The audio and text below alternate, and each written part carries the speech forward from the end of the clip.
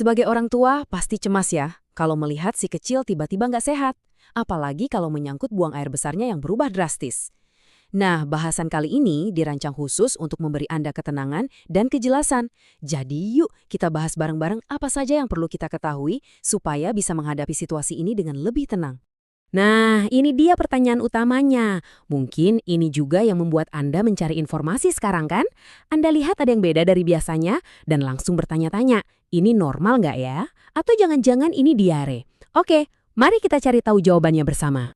Hal pertama yang paling penting adalah kita harus bisa membedakan dulu mana yang normal dan mana yang bukan. Kalau kita sudah tahu patokan normalnya seperti apa, kita jadi lebih gampang mengenali kapan sesuatu itu butuh perhatian ekstra. Gampangnya gini, perbedaannya itu ada di dua hal utama, seberapa sering dan seperti apa bentuknya. Kalau normal, bayi itu buang air besar biasanya ya sampai 3 kali sehari, dan teksturnya itu lebih mirip pasta. Nah, kalau sudah disebut diare, frekuensinya itu jadi lebih sering, lebih dari 3 kali. Dan yang paling kelihatan beda, itu teksturnya jadi sangat cair atau berair. Jadi ingat dua kata kunci ya, frekuensi dan konsistensi. Jadi, kalau kita simpulkan, ini dia definisi sederhananya. Diare itu adalah kombinasi dari dua hal tadi. Buang air besarnya jadi lebih sering dari biasanya dan bentuknya juga jauh lebih cair dari biasanya. Kata dari biasanya ini penting banget loh, karena kan setiap bayi itu punya polanya masing-masing.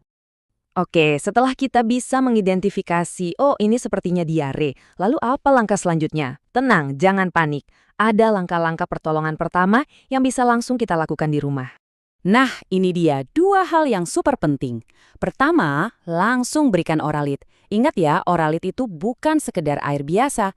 Isinya itu formula khusus untuk mengganti cairan dan juga mineral-mineral penting yang hilang dengan cepat waktu diare. Kedua, jangan hentikan asupan nutrisinya. Terus berikan ASI atau susu formula, karena ini adalah sumber tenaga utama si kecil untuk melawan penyakitnya dan cepat pulih. Sekarang, kita perlu bahas kenapa sih kita harus anggap serius soal diare ini. Sebenarnya, masalah utamanya itu bukan pada diarenya sendiri, tapi pada resiko lain yang mengikutinya. Dehidrasi, nah ini dia bahaya terbesar dari diare. Cairan tubuhnya terkuras habis. Coba diperhatikan tanda-tandanya. Apa si kecil kelihatan lebih lemas dari biasanya?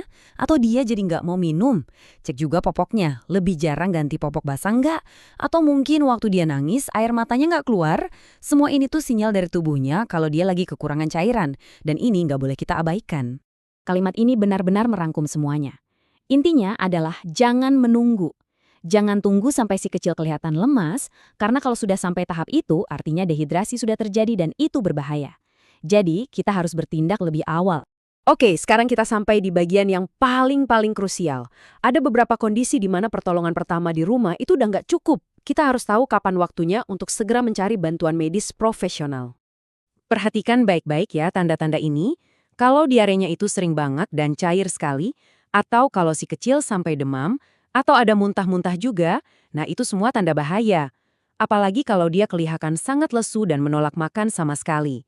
Kalau Anda lihat salah satu dari tanda-tanda ini, jangan ditunda lagi ya, segera bawa ke dokter atau fasilitas kesehatan terdekat. Dan pada akhirnya, sebagai orang tua, Andalah yang paling kenal dengan anak Anda.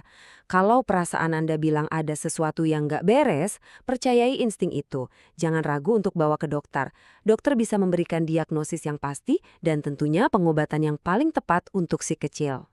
Jadi, intinya begini, pengetahuan itu adalah kunci. Dengan kita paham bedanya buang air besar normal dan diare, tahu apa pertolongan pertamanya, dan yang paling penting mengenali tanda-tanda bahayanya, kita nggak lagi cuma merasa cemas. Kita jadi lebih siap untuk bertindak demi menjaga si kecil dengan lebih tenang dan percaya diri.